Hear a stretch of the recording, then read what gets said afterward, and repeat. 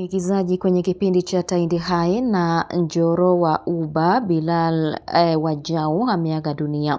Kulingana na Sandra Ndacha, mwigizaji huyo ameaga dunia asubuhi ya leo kutokana na ugonjwa wa kisukari.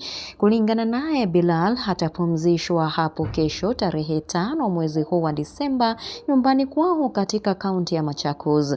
Ndacha amemwomboleza mwenda zake kama mwigizaji bora kwenye sekta ya uigizaji hapa nchini.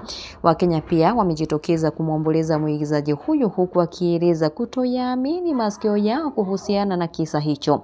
Mungu ailaze roho yake mahali pema tunapoendelea kuiombea familia wakati huo mgumu. Kama haujasubscribe kwenye channel hii ya Matukio 254, tafadhali fanya hivyo ili kupata habari kemkem.